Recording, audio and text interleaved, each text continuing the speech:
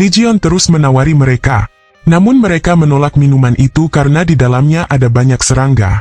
Kemudian Li Jion menunjukkan serangga itu kepada salah satu pelanggan dan berkata, serangga ini disebut sebagai serangga seni punggung, dan rasanya sangat mirip dengan minuman yang dibuat oleh toko ini, khususnya bagian kotoran serangganya. Rasa yang sangat mirip sampai-sampai orang dengan indera perasa yang biasa saja tidak akan pernah menyadarinya. Jadi apakah kalian ingin mencobanya? Semua orang tidak ada yang mau mencoba minuman itu. Lalu Li Jion pun berteriak, bagaimana bisa aku membuktikannya? Jika tidak ada yang mau mencobanya. Tidak lama kemudian, datang seorang pak tua. Dia adalah tetua Yan Imyung. Dia adalah pemimpin aliansi Puncak Selatan. Dijelaskan bahwa, setelah selesainya perang itu, 9 perguruan besar, dan 4 keluarga besar, mengalami kerugian dan mereka menutup pintu mereka. Sementara itu, kultus demonik mulai menjalani kehidupan mereka dalam pengasingan. Kemudian, 4 pasukan besar memanfaatkan kekosongan itu untuk mempertahankan posisi mereka sebagai pemain yang kuat di Jianghu. Di antara mereka, keluarga besar Surga Utara dan Aliansi Puncak Selatan adalah pasukan yang besar. Jadi bisa dikatakan bahwa Pak Tua itu merupakan salah satu orang yang terkuat di Jianghu untuk saat ini. Lalu Pak Tua bernama Imyung itu berkata, dari yang aku tahu serangga itu hanya hidup di selatan. Lalu bagaimana bisa kamu tahu mengenai serangga itu? Li Jion pun menjawab bahwa dulu dirinya sering berkelana saat masih muda. Li Jion juga memperkenalkan dirinya kepada Pak Tua itu. Li Jion berkata, saya Li Jion, putra tertua dari awan terbang dan air yang mengalir. Kedua orang tuaku itu adalah pedagang buah terbaik yang ada di pinggiran kota. Sontak ucapan Li Jion itu membuat Imyung langsung tertawa. Namun Imyung curiga bahwa ada kemungkinan jika Li Jion bisa saja masih menyembunyikan identitas aslinya. Orang yang ada di sebelah Imyung itu adalah Ma Hui. Dia adalah ketua pasukan Harimau Putih di Puncak Selatan. Lalu Ma Hui berkata bahwa dia akan mencoba minuman itu. Setelah meminum minuman itu, Ma Hui langsung kesal kepada pemilik toko. Karena rasa minuman itu sama persis dengan minuman yang dia minum dari toko ini. Pelanggan lain juga ikut terkejut. Karena itu artinya, apa yang mereka minum selama ini adalah air yang berisikan serangga. Para pelanggan pun marah besar dan meminta ganti rugi. Lalu pemilik toko menyuruh pengawalnya agar melakukan sesuatu.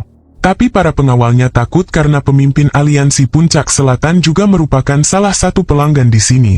Kemudian ayahnya Jong Ryong berterima kasih kepada Li Jion karena sudah membantunya untuk menyelesaikan masalah ini. Keramaian mulai bubar dan Li Jion pergi bersama keluarganya Jong Ryong. Imyong masih mengawasi Li Jion karena menurutnya, Li Jion adalah seorang pemuda yang sangat menarik. Bahkan lebih dari itu, Imyong berkata, pada saat aku melihat anak itu, perasaan yang sudah lama kulupakan mendadak muncul kembali. Perasaan antara gemetar, semangat, putus asa, dan ambisi.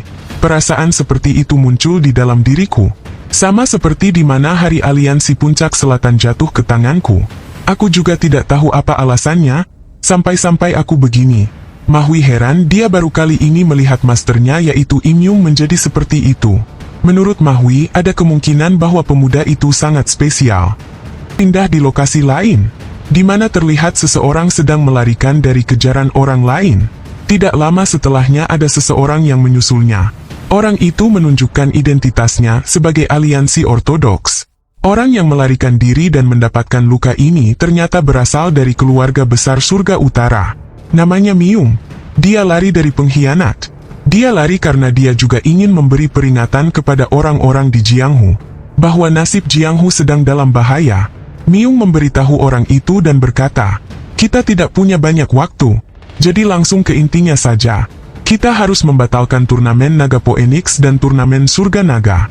Kelompok yang bernama Angsa Terbang sedang melakukan konspirasi pada turnamen ini. Ditambah lagi, ada seorang mata-mata di keluarga kami. Namun setelah mengatakan itu, tiba-tiba saja Myung merasakan kehadiran musuh dari arah belakang.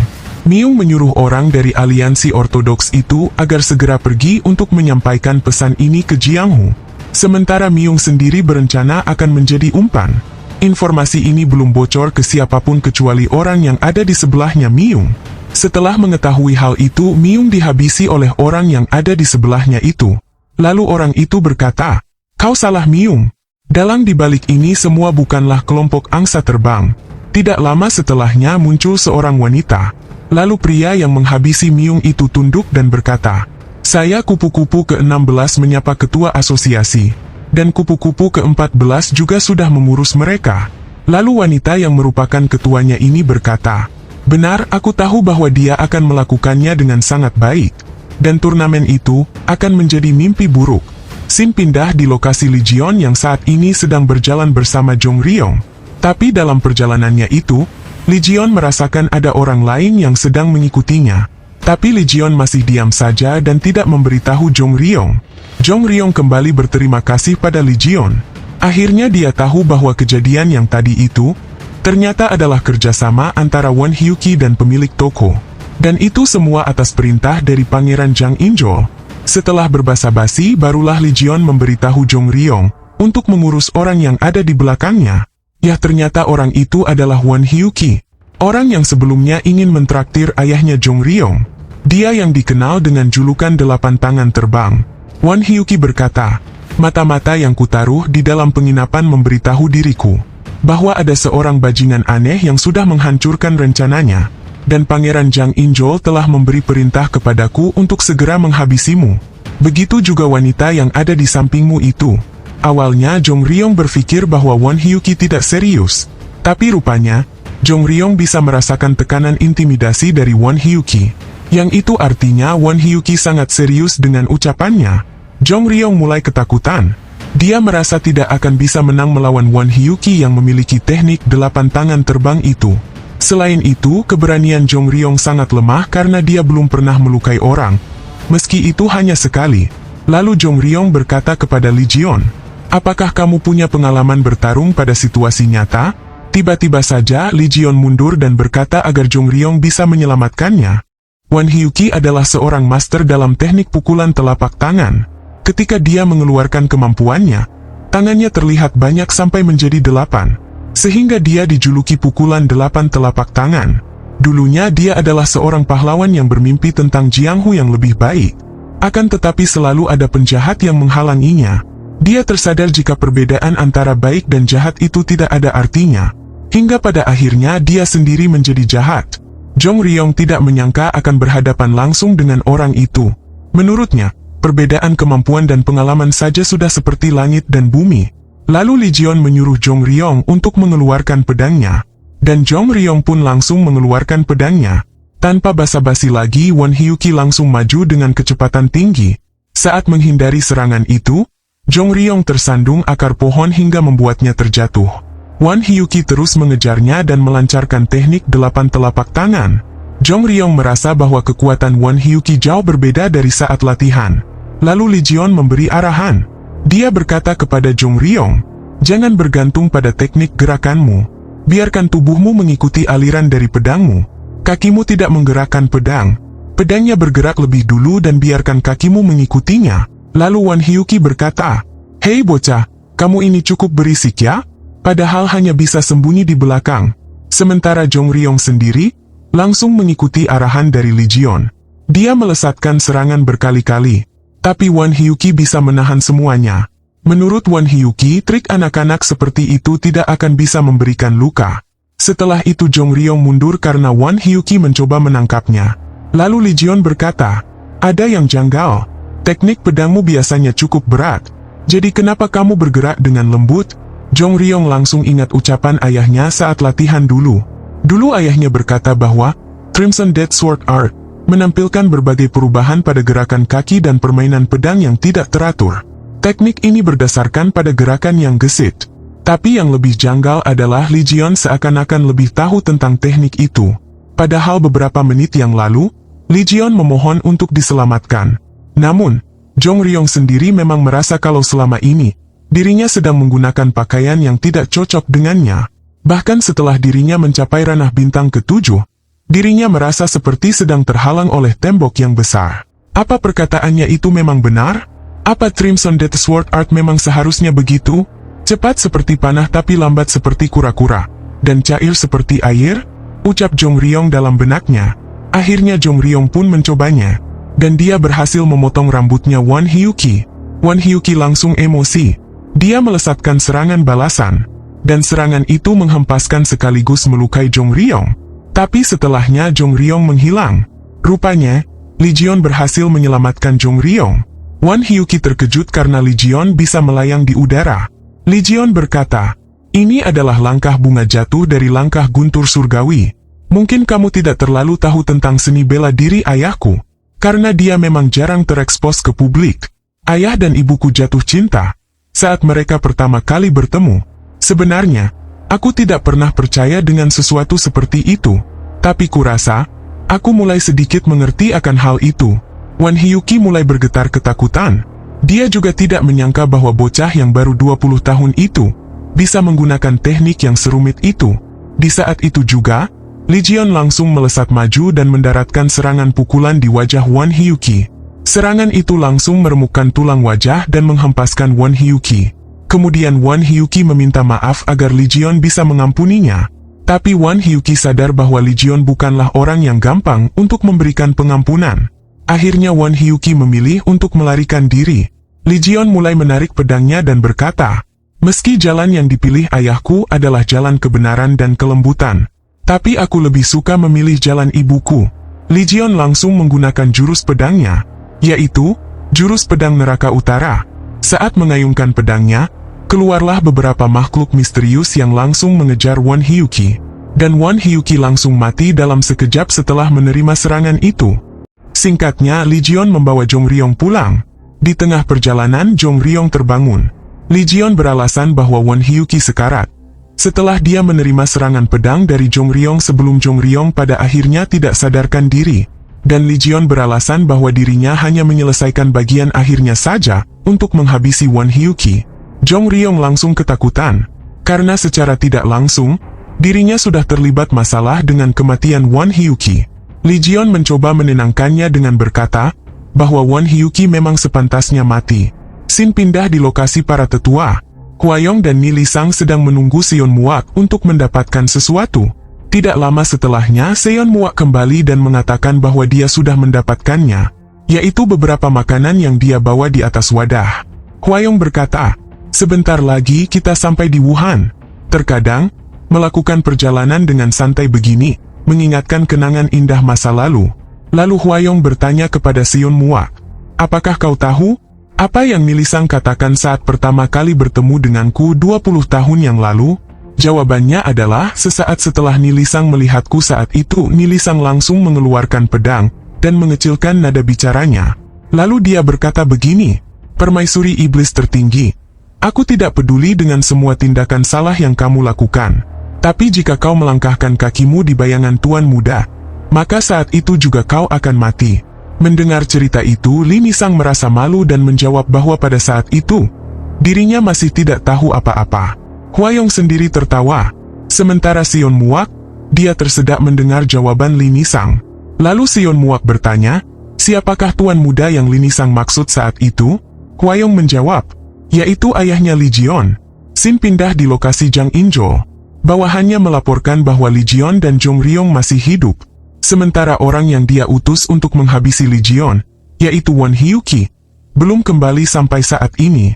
Awalnya Jang In-jo berpikir bahwa mungkin Won Hyuki dikalahkan oleh Lee Ji-yeon, tapi egonya mengalahkan kenyataan ini, sehingga dia kembali tidak percaya bahwa Lee Ji-yeon bisa mengalahkan Won Hyuki. Singkatnya, turnamen naga dan Phoenix akan segera dimulai. Di sini naga dideskripsikan sebagai pria, dan Phoenix dideskripsikan sebagai wanita. Beberapa orang terkenal ikut dalam turnamen ini. Salah satunya adalah pemuda yang bernama Im Ha-gi. Dia adalah penerus keluarga besar surga utara. Dia berpasangan dengan seorang wanita bernama Sima. Sima sendiri juga berasal dari keluarga yang terkenal. Lalu ada Yang So-chang, penerus keluarga puncak selatan, berpasangan dengan Biofwa, penerus keluarga air hijau pegunungan. Kemudian Lee Ji-yeon berpasangan dengan Jong Ryong. Tidak seperti yang disebutkan sebelumnya, orang-orang mengenalnya. Tapi Lee Ji-yeon merupakan orang asing yang tidak terkenal. Tapi Lee Ji-yeon terlihat paling bersemangat dan ceria saat menyambut para penonton. Bahkan Jong Ryong sendiri sampai iri dengan sikap ketidakpedulian yang dimiliki Lee Ji-yeon. Singkatnya, ujian pun dimulai. Dalam ujian ini dibagi menjadi beberapa gedung. Namun ujian yang dilakukan tetap sama. Sebelum memasuki gedung, penjaga yang ada di gedung ini berkata, agar para peserta tidak menyentuh barang apapun. Tapi Legion menyadari sesuatu. Ucapan penjaga itu terlihat mencurigakan. Akhirnya Legion dan kelompok lain memasuki gedung ini. Lalu Legion melihat sebuah tulisan yang merupakan sebuah petunjuk. Tulisan itu adalah, pertandingan dimulai saat masuk. Itu artinya pertandingan dimulai sesaat mereka masuk ke gedung ini. Kemudian Legion menunjukkan sebuah lukisan dan berkata, lihatlah lukisan ini. Ada sesuatu di dalam lukisan ini. Jong Ryong pun berkata, ah iya, aku melihat ada 18 orang dan masing-masing dari mereka membawa senjata tradisional dari seni bela diri Cina. Apakah itu berarti? Legion pun menjawab, itu tidak ada artinya. Itu adalah jebakan untuk menarik perhatianmu ke 18 senjata tradisional. Legion menyuruh Jong Ryong untuk melihatnya sekali lagi. Akhirnya Jong Ryong menyadari sesuatu, di mana mata orang-orang yang ada di dalam lukisan itu mengarah pada satu titik yang sama. Mata mereka mengarah pada suatu benda, dan benda itu adalah alat pembakar dupa. Meski penjaga itu mengatakan bahwa para peserta dilarang untuk menyentuh barang apapun, namun Legion tetap menyentuh alat pembakar dupa yang ada di gedung ini. Dan di bawah alat itu ada tulisan, yaitu Aula Naga dan Phoenix. Lalu Legion mengajak Jong Ryong pergi ke aula, seperti yang disebutkan pada tulisan itu. Tapi salah satu peserta marah saat Legion menyentuh barang itu, karena sebelumnya penjaga sudah mengatakan agar tidak menyentuh apapun. Menurut orang itu, tindakan Legion yang gegabah itu bisa melukai peserta yang lain nantinya. Lalu Legion berkata, sepertinya ada yang salah denganmu. Kenapa pemuda sepertimu terlalu fokus dengan aturan? Dalam benak Jong Ryong, bukankah kita semua seumuran? Lalu pria itu berpikir bahwa ini adalah kesempatan bagus untuk menghajar Legion dan mendapatkan kesan yang kuat di mata para pemuji yang ada di dalam gedung ini. Dalam benak pria itu, lagian penjaga tidak pernah menyebutkan bahwa peserta tidak boleh menggunakan pedang. Tapi adik perempuannya mencoba untuk menghentikan pria itu. Tapi pria itu menjawab bahwa dia hanya ingin memberi pelajaran kepada pemuda yang sudah menyentuh barang itu. Namun hal mengejutkan terjadi, di mana Legion bisa melesat dengan sangat cepat dan menahan gagang pedang pria itu hingga pedangnya masuk kembali ke dalam sarungnya. Pria itu tidak menyangka bahwa ternyata Legion sangat kuat. Lalu Legion berkata, jangan mempermalukan dirimu. Sebaiknya kau ikuti saja perkataan adikmu itu. Lalu adiknya berkata, bagus kakak, karena kau sudah menahan diri. Kau tidak boleh asal menarik pedang terhadap mereka yang lemah. Dalam benak kakaknya, lemah? Aku saja tidak bisa menggerakkan badanku gara-gara dia terlalu kuat. Setelah kakak beradik itu meminta maaf, Legion mengajak Jong Ryong untuk segera menuju ke aula. Lalu salah seorang penjaga berkata, kalian akan dieliminasi jika kalian keluar tanpa izin. Dan Legion pun menjawab, tidak masalah, terserah kau saja. Sementara para peserta lain semakin bingung. Meski penjaga itu memberi peringatan, tapi Legion tetap keluar dari ruangan ini. Sebelum benar-benar keluar, Legion mengatakan sesuatu kepada pria tadi. Legion berkata, oh iya, mungkin kau adalah pria yang menyedihkan. Tapi aku akan memberimu kesempatan demi adikmu itu. Ikuti aku jika kau ingin sampai ke tempat selanjutnya. Tapi pria itu menjawab bahwa dia tidak akan pernah mengikuti Legion. Legion pun membalasnya dengan senyuman kecil. Lalu Legion keluar bersama Jong Ryong. Sementara peserta yang lain masih berdiam diri di dalam ruangan ini. Singkatnya, Legion sampai ke Aula Naga dan Phoenix. Dan di dalam aula ini, ternyata sudah ada peserta lain dari gedung lain. Mereka itu lolos hingga bisa sampai ke aula ini. Jong Ryong sangat terkejut, karena teka-teki sebelumnya bisa dibilang sangat sulit baginya. Dan seharusnya, peserta yang lolos sangat sedikit. Tapi rupanya itu tidak benar. Dari gedung lain banyak yang lolos. Kemudian Legion menunjuk ke arah Jang Injol. Legion memberitahu bahwa gedung lain diatur agar teka-tekinya sangat mudah. Dan gedung yang dimasuki Legion diatur agar teka-tekinya sangat sulit. Dan semua itu diatur oleh Jang Injol. Dalam benak Jang Injol, menilai dari cara menatapnya sialan itu. Apakah dia sudah mengetahui sesuatu? Sepertinya dia sudah saling bertemu dengan Wan Hyuki. Aku penasaran dengan apa yang terjadi antara sialan itu dan Wan Hyuki yang kusuruh. Aku jelas-jelas sudah menyuruhnya untuk menghabisi sialan itu. Sebenarnya apa yang sudah dilakukan Won Hyuki sih? Kenapa Won Hyuki belum kembali sampai saat ini? Kemudian Lee Ji-yeon menatap Jang In-jol dengan tatapan yang mengerikan. Dan tatapan itu membuat Jang In-jol terkejut. Dalam benak Jang In-jol, sepertinya ada yang salah. Apakah seseorang sudah membantu sialan itu? Sepertinya bukan. Won Hyuki tidak akan dikalahkan. Mungkin Won Hyuki kabur membawa uang yang sudah kuberikan tanpa mengerjakan perintahku.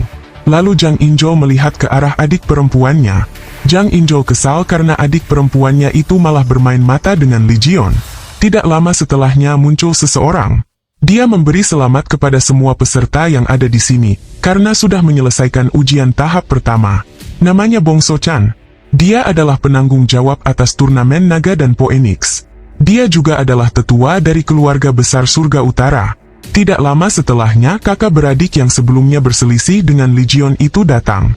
Mereka memaksa masuk dan ingin melayangkan protes.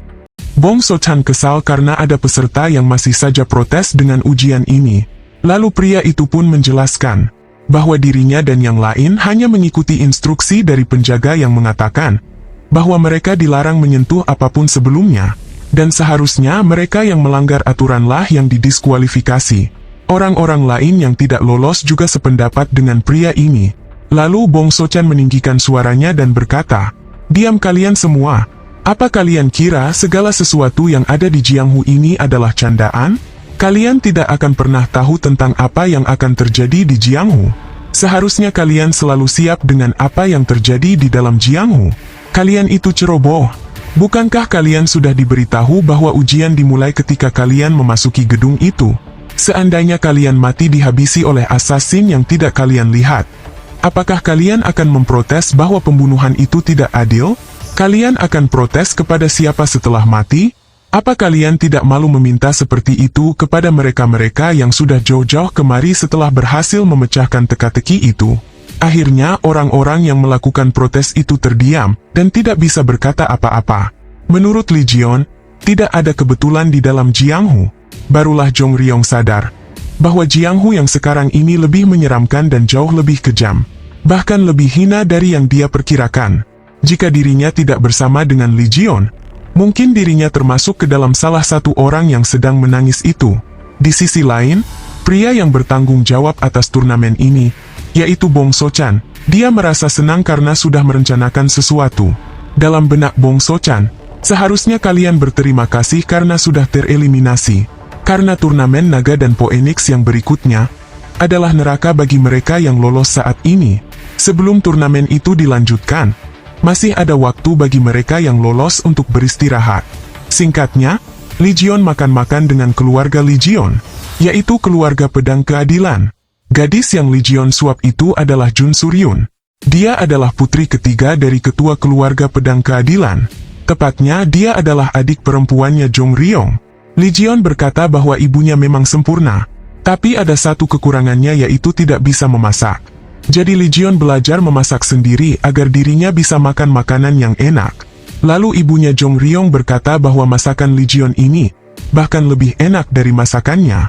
Histori menjelaskan bahwa San Juryun ini mengalami sakit secara tiba-tiba di umurnya yang ke-7 tahun. Tabib terbaik di Jianghu ini juga tidak mengetahui apa penyebab sakitnya. Dan Jong Ryong masih berharap bahwa adik perempuannya itu masih bisa disembuhkan. Lalu ayahnya Jong Ryong memuji Lee Ji-yeon karena sudah banyak membantu, terutama saat turnamen tahap pertama bersama putrinya yaitu Jong Ryong. Lalu Lee Ji-yeon menjawab, "Rupanya Anda sudah tahu.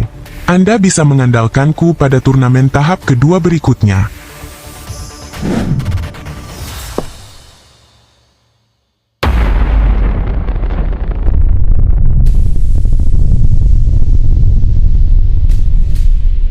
Lee Ji-yeon datang ke tempat pengawalnya yaitu Muyong, dan juga orang yang sebelumnya dia selamatkan yaitu Manor Hua. Lee Ji-yeon datang ke sini untuk menguji seni formasi yang dibuat oleh Manor Hua. Manor Hua mengatakan bahwa formasi tadi adalah formasi 9 istana bunga indah. Merupakan formasi yang paling ringan dari 3 formasi yang ada di dalam rumah bangsawan. Formasi kedua adalah 5 elemen dan 7 bintang. Dan formasi terakhir adalah formasi Raja Cahaya Surga. Ketika diaktifkan, formasi Raja Cahaya Surga sangat kuat. Sampai-sampai master bela diri tidak akan bisa keluar dengan mudah. kecuali mereka tahu tentang cara untuk menghentikan formasi tersebut. Lalu Legion berkata, "Itu sangat luar biasa. Tapi Master Hua, kau sudah salah mengenai satu hal. Seni bela diri yang memungkinkan seseorang untuk menghentikan formasi tanpa mengetahui cara untuk mematikannya itu ada. Dan suatu saat kau sendiri pasti akan tahu hal itu." Lalu, Legion berjalan bersama Muyong. Muyong mengatakan bahwa tempatnya Legion ini sudah dipasang 3 formasi itu, dan ditambah dengan mekanisme 7 langkah menuju malaikat kematian. Dan konstruksi bangunan yang ada di sini akan selesai sedikit lagi. Tempat ini akan Legion jadikan sebagai tempat perguruannya, yaitu perguruan terkuat dan terbaik yang ada di Jianghu. Lalu Muyong memberitahu Legion bahwa dia sudah menemukan tempat Dewa Angin. Muyong menebak bahwa Legion akan melakukan sesuatu kepada seseorang. Lalu Muyong tertawa karena sebenarnya Muyong sudah tahu akan hal itu. Lalu Legion bertanya, "Muyong, apakah aku boleh mengambil cahaya itu?" Muyong pun menjawab, "Di Jianghu ini siapa lagi selain Anda yang bisa melakukannya dengan lebih baik lagi?"